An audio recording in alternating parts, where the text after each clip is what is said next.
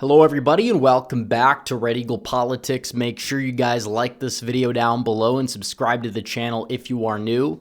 So, it's been a while since we've last done a tier list video, and I wanted to make a video grading all of Donald Trump's cabinet picks, put them on a tier list. I considered doing it in like a documentary format, but then I'm like, okay, well, it would go much better on a tier list. It would be much more smooth, much more efficient. And it's true, the cabinet still technically isn't 100% finished. I don't believe he's picked a new ATF director yet, for example. But either way, we have enough picks, and I'm not going to put like every single pick he's made, like the ambassadors. These are mainly the cabinet picks that are either in the line of succession or certain lead advisors, recognizable people that are going to be important and playing an important role in this administration. And we're going to put all of these people on a tier list. I don't believe there were really any picks that were atrocious to the point where you would have to create an F tier. I imagine that C tier and D tier are probably going to be relatively empty, as Donald Trump's cabinet this time, it's a massive improvement from his previous cabinet that he established back in 2017 when he had a lot of Bush-era neocons in his cabinet. A lot of those people are gone. They're out of the picture, and Donald Trump has built a new cabinet that is more in line with his agenda, which should lead a lot of people to believe that his second term is going to end up being a lot better than his first term. So we are going to fill out this tier list, but really quickly, guys, I just wanted to tell you that this is the last day to buy the merchandise. So it will arrive for sure by Christmas. So make sure you guys check it out at shop.redeaglepolitics.com. Get your gifts, get your stocking stuffers. We got all these great, epic designs and more. We got a sale going on. Buy one, get one 30% off. All mugs, ornaments, t-shirts, hoodies, crew neck sweatshirts, long sleeve tees, blankets, posters, wrapping paper, candles, and hats. We got 66 5-star reviews. A lot of people buy the merchandise because they want to support the channel. They end up loving it because it is great. It is high quality. We got all these great designs and more. Make sure you guys check out the store. The link will be in the description and pinned comment down below, because this is the last day to make sure it arrives on time for Christmas. So make sure you go check it out as soon as you can. And we're going to be filling out this tier list because we've got a lot of cabinet appointees, and a lot of people are, debating, I guess you would say, if all of Trump's picks, if they're, a good pick or a bad pick or whatever. I'm going to break it down, give my opinion on every single cabinet pick that he's made, mainly starting off with some of the more prominent ones, although there's still some prominent ones later on in the tier list as well. But we'll be starting off with none other than Donald Trump's pick for Secretary of State, Marco Rubio, the senator from Florida. Marco Rubio started off as a little bit of a political adversary for Donald Trump. But over the years, he's become very close to Trump. He's become friends with Trump. He de facto served as his Western Hemisphere Secretary of State. And overall, he's seen a massive improvement in his record as a senator. He has evolved. A lot of people are questioning if his evolution is genuine or if it's just an act. But either way, if he wants to, I guess you would say, ever run for higher office once again, the center of gravity has moved, and Rubio is somebody who is going to put his head down and get to work. He'll do what Trump wants him to do. He'll be loyal to Trump because that's just kind of his personality. He blows the way the wind does, but the wind's blowing towards Trump. And overall, I believe that he has a lot of potential to center Donald Trump's foreign policy in the Western Hemisphere instead of Eastern Europe and the Middle East. So either way, because a lot of people are skeptical of him and it is technically a newer transformation for his politics, I think it's fair to put him in high upper B tier, but I think there's a lot of potential that he could be a very, very, very good Secretary of State. We will just have to wait and see. Up next, we have Pam Bondi.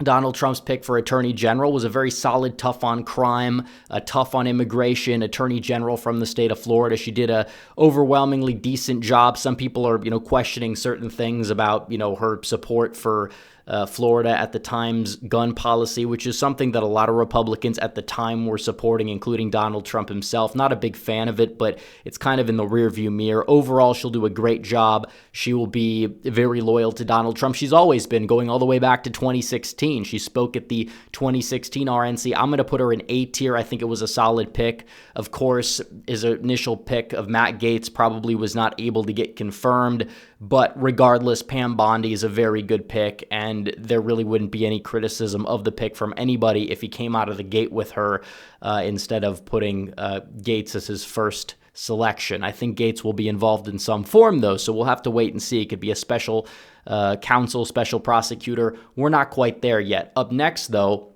we have Pete Hegseth, who is Donald Trump's pick to lead the Department of Defense, to lead the Pentagon, and it's another controversial pick because you have a lot of people now, they're coming out and they're saying, oh, he allegedly did these things back in the day. They call him unqualified. They call him all sorts of things. The Pentagon is apparently scared of the pick, which is enough in and of itself for me to put it in S tier, by the way. He's going to do a great job. He's somebody who wants to get the wokeness out of the military, and the fact that you see the establishment stopping at nothing to try and tear the guy down, it just shows you that he probably is the right man for the job, and he is somebody who will go in there. He's not going to be somebody who's disloyal to Trump and lie about troop counts in Syria like certain other leaders of the Pentagon did. He'll do a great job overall. I'm putting him in S tier. Up next, you have Kristi Noem, and this one's a real head-scratcher, why Donald Trump would pick her to lead the Department of Homeland Security. I will say that I think she's an overrated governor. It does take her out of that post in South Dakota where she is an overrated governor, although it doesn't seem like she's going to be doing much anyways. You know, it is true that overall her record on immigration itself is pretty murky, but she really is just going to answer directly to the border czar, Tom Homan, who we'll get to later. Overall, I'd say, though, the pick is pretty weak. It's one of Trump's weakest. It's a little bit of a head-scratcher, but she's just the figurehead. She's just the face. Tom Homan's going to be doing the dirty work, which is really what matters. And hopefully she proves people wrong and can climb in the ranks. I'm sure we possibly could do like a mid-term, not like a midterm election, but like a mid-term tier list to see what the state of affairs is with the cabinet come like 2026 or so. This is just the preliminary tier list. Up next, we have Lori Chavez DeRemer, who is picked to be the Secretary of Labor under Trump. And honestly, this is a pick a lot of people on the right were upset about because she happens to be somewhat pro-union. And people need to understand that the coalitions are shifting. I think some of her support for certain legislation's a bit over the top, and that's true. But it's also a symbolic pick of the realignment. She is somebody who can appeal to a lot of those workers and change the GOP brand to be a little bit more friendly to a lot of the people that helped elect Donald Trump in the first place. Overall, I'd say she's probably in B tier. You can make a case that she'll be in A tier. I think it's a good thing that Donald Trump is doing this. You know, he'll pick somebody who might be a little bit too, in favor of unions or whatever, and then he'll pick somebody that's a little bit, maybe you'd say a little bit more pro-business. Like he's bringing the coalitions together, common sense solutions, getting things done. Overall, I'd say she's a decent pick, not like a phenomenal one, but not as nearly as much of a bad pick as some people will claim. Up next, we have John Ratcliffe, who's one of the decent people in Donald Trump's first term regarding the intelligence agencies. He will be selected to lead the CIA. Overall, decent pick, I would say. I'd probably put him in, probably upper B, if not even like lower A tier, somewhere in that range. He'll be pretty decent overall.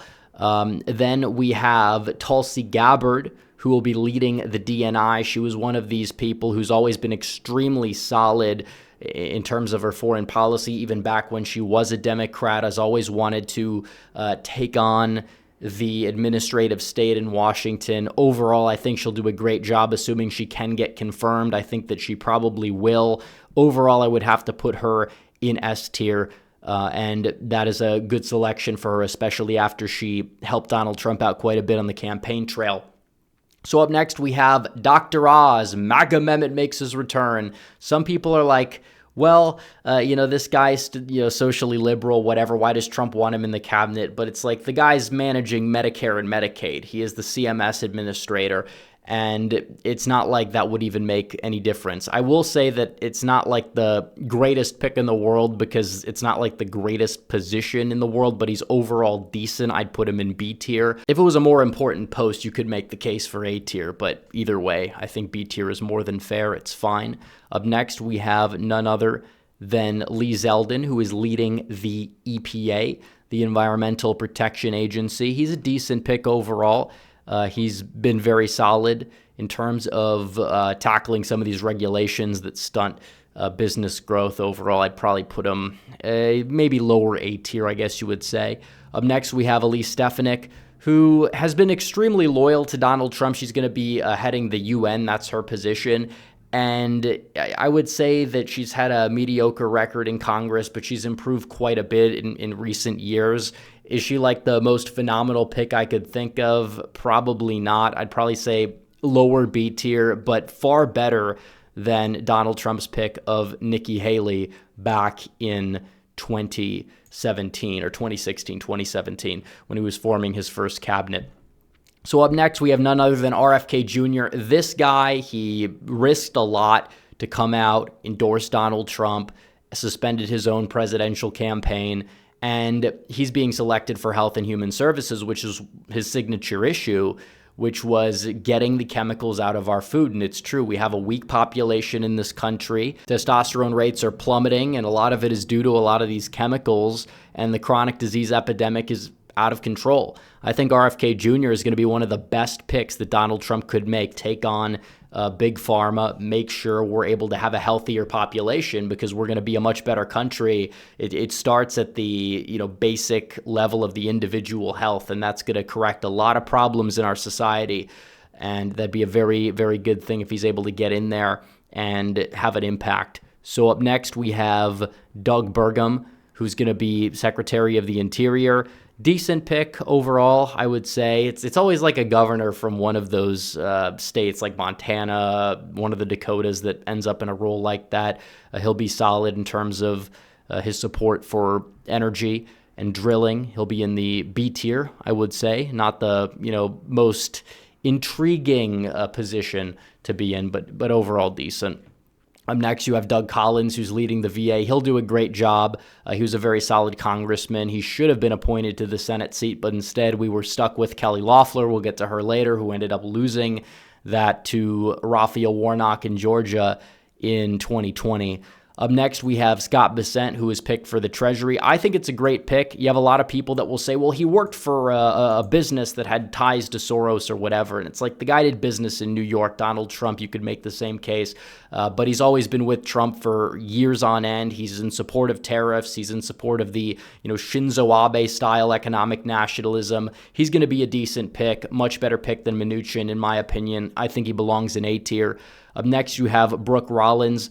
Overall, she's Secretary of Agriculture, by the way. She is a decent pick, I would say. Not the greatest, but not the worst. Put her somewhere in B tier. Hopefully, she does a good job for the farmers. Up next, you have Howard Lutnick at Commerce. Again, he's more of like a Wall Street guy. Overall, though, he's shown signs of embracing certain elements of Trump's agenda, like tariffs, for example. So I would say that he's not like not a terrible pick overall. I'd put him in like upper B tier, I would say, for Commerce. Then you have Sean Duffy at the Department of Transportation. And I think it's a great pick. It's not like the most consequential position, but Sean Duffy is pretty awesome. I'm going to put him in A tier. Up next, you have Martin Makary for the FDA, who's pretty much in lockstep with RFK Jr. when it comes down to a lot of these problems with food and chemicals in the food. I would probably put him in A tier, somewhere in A tier for sure, because he's gonna do a decent job, and he's gonna work directly with RFK Jr., and RFK Jr. likes the pick, so it's probably a good pick in that regard. Then you have energy, Chris Wright, who's pretty much in lockstep with Trump's energy agenda. It's a decent pick, I would say, probably upper B tier. And then we have Linda McMahon, who is going to be leading the Department of Education. A little bit of a puzzling pick. I know Trump wants to shut down the Department of Education. She doesn't seem to have like a lot of a history in education. I think she wanted to like become a teacher or something. But either way, not like a bad pick, but I think that it's a cabinet post that Donald Trump is going to look to eliminate, so she's more like transitory. We'll put her in C tier overall. Then we have Matthew Whitaker, who's the ambassador to NATO, very loyal to Trump. During Trump's first term, was one of the better people in the Trump White House. I'd probably put him in A tier there. Then you have Scott Turner for housing and urban development. Don't know a lot about this guy. He worked alongside Ben Carson on like opportunity zones, things like that at HUD. Overall, I'd probably put him maybe lower A, upper B, somewhere in that range. Not a bad pick, but don't know much about him. Then you have Dave Weldon for the CDC, who RFK Jr. loved the pick of, and that's definitely something that you would want leading the CDC, as somebody that's in lockstep with RFK Jr. trying to prevent the chronic disease epidemic. A little bit skeptical of some of the big pharma narratives going on for sure, and that's good. Then up next, we have the Surgeon General pick, Jeanette Nashaiwat, I believe is how you pronounce it. Either way, she's not like the greatest pick in the world. She was very paranoid about COVID back in the day. She's since kind of changed her tune, admitted she was wrong. And, you know, a lot of people are saying it's an atrocious pick. She's not the worst. She's talked about some of the things that RFK Jr. has talked about regarding food. It's not a very prominent position overall. A lot of people are saying it's a horrible pick. I'll probably put it in C tier. It's not really that bad or consequential. And then we have Russ Vought, who's very solid. He will be leading the Office of Management of the Budget. We'll put him in A.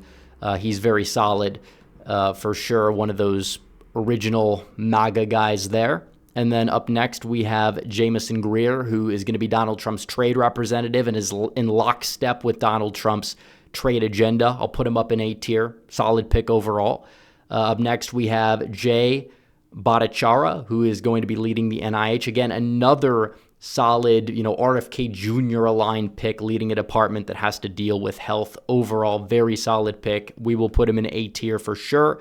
Up next, we have Kash Patel. This is a guy who's going to go out there and try to really gut the FBI, gut the deep state, assuming he's able to get confirmed, which I believe he will. You talk about these intelligence agencies, they were weaponized against Donald Trump in his first term.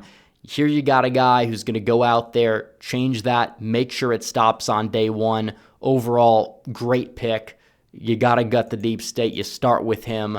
That's in S tier right there for Kash Patel.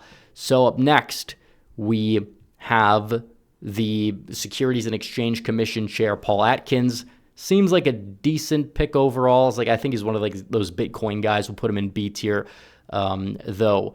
Up next, we have Billy Long, who will be leading the IRS, which is a phenomenal pick and an underrated pick. This guy's been a Trump loyalist from day one. He's also an auctioneer, and now he's going to be leading the IRS, and hopefully he'll be able to kind of gut it, maybe try to audit it. We'll see. Either way, I think it belongs in S tier overall. And then we have Kelly Loeffler, who is going to be leading the Small Business Administration. Probably not a pick that's going to have a ridiculous impact overall, and it does keep her from running for office in Georgia in 2026, which is a very good thing. But I will say that she is somebody who is just owned by Wall Street, and that we know. She's not really the best pick that Donald Trump could make. We're going to put her in D tier. And then we go to the picks that do not need any Senate confirmation. A lot of these people are advisors. Some of them are more informal than others, but are going to be very, very, very consequential in many cases. And up first, we have J.D. Vance, Donald Trump's VP. The VP is technically a part of the cabinet. We're going to be putting him obviously in S tier. This was a great pick by Donald Trump, and it's kind of been an acquired taste for a lot of people. A lot of people were not really sure what to think. He wasn't a name that was really popping up on a lot of short lists, and it is true, not a lot of people knew much about the guy, but the more people have been acquainted with him, the more they like him, and he's really, really improved as a politician as well since he's been selected. Not only is he like a double-down pick that worked, he's very intelligent, and Donald Trump, in selecting him, basically selected his successor, and I think he made a really good choice because he picked somebody who's going to be in lockstep with his agenda every single step of the way and not try to go back to the old guard of the Republican Party that Donald Trump has been trying to steer the party away from ever since he's entered politics. So it was a great pick overall. No introduction really needed. And then we go to Susie Wiles, who's chief of staff. Overall, this individual helped Donald Trump win the presidency with the campaign that she helped run. A very competent, very solid campaign. Was a great pick for campaign manager overall. And you saw what happened on election night. Obviously, at a minimum, she ran a campaign that won, was the biggest Republican victory since 1988 by almost every single metric. And that's in 2024. So overall, I'd say she's solid. She's somebody that is kind of a part of the old guard. I would say she's been around for a while, maybe upper B tier overall, but she is somebody that is going to be more loyal to Donald Trump than not. She's somebody that likes to put her head down, go to work sort of thing. We like to see that, put her in B tier. Up next, we have Stephen Miller, who is going to be in a more prominent advisory role than he was last administration. This guy's solid. He truly gets it on all of the issues that really matter, especially immigration, not just illegal, but also in terms of trying to reduce work visas, things like that, trying to reduce the overall number of immigration the country takes in. The guy is America First through and through. Very, very solid. He belongs in S tier. He'll be the deputy chief of staff. And then you have Dan Scavino, who is also a Trump loyalist, maybe not as ideological, but still somebody that is very solid. He managed Trump's social media accounts, or at least he helped with that during Donald Trump's first term.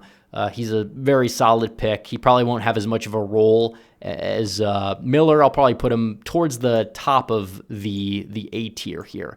And then we have none other than the real borders are Tom Homan, who Donald Trump selected. He is very tough on immigration, very tough on the cartels. Great pick overall. Mass deportations, they're going to happen under this guy. He belongs in S tier. Very solid pick for Donald Trump. And by the way, these are not entirely in order in terms of the tiers. It is true if they're like towards the bottom, maybe it's like lower A or upper A, whatever.